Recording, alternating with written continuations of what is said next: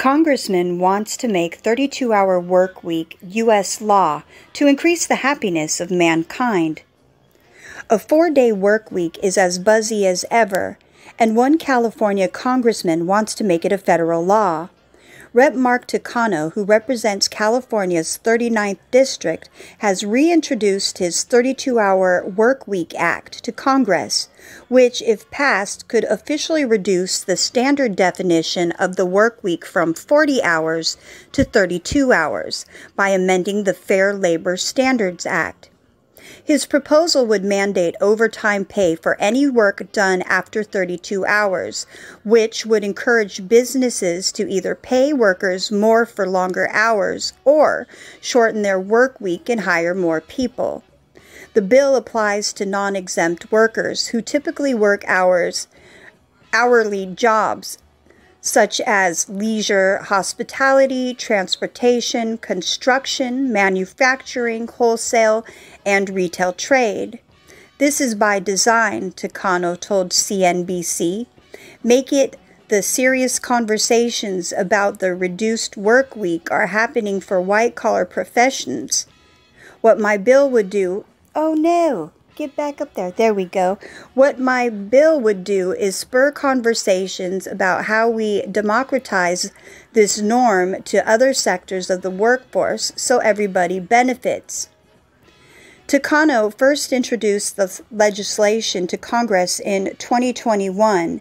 It was endorsed by the Congressional Progressive Caucus, made the rounds on the internet, but ultimately failed to advance in Congress.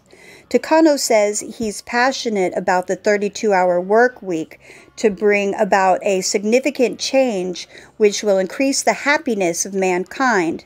That's a very big statement, but it was a big deal 100 years ago when we gave people the weekend for passing the Fair Labor Standards Act, which established a 40-hour work week and created other protections.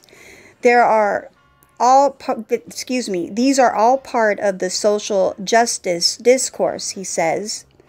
Supporters say a shortened work week would push businesses to hire more people, increase labor market participation, and create healthier competition in the workplace that empowers workers to negotiate for better wages and work conditions, according to a release from Takano's team.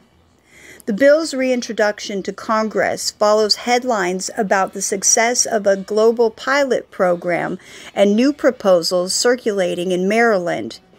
Nearly 30,000 UK workers at 61 companies recently completed a 6-month pilot of a shortened week run by nonprofit 4-Day Week Global.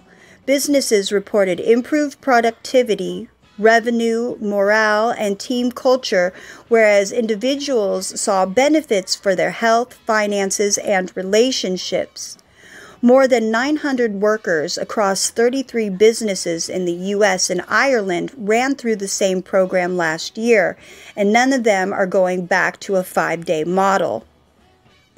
Not everyone is on board with a 32-hour workweek law. When asked for comment, a spokesperson with the Society for Human Resources Management referred CNBC make it to a previous statement opposing similar legislation introduced in the California Assembly last year. Critics oppose the legislation for its one-size-fits-all approach, writes Emily M. Dickens, Chief of Staff and Head of Government Affairs at SHRM. Dickens writes that a similar bill could exacerbate staffing shortages, raise labor costs, and make life more difficult for HR professionals and businesses struggling to recover from the worst days of the pandemic. Now that the 32-hour Workweek Act is back in Congress, Takano says the next step is to get more and more people understanding the arguments for it, to bring it to business executives and the employees who have experienced positive effects of a shorter work week, and begin to reduce the anxieties around change.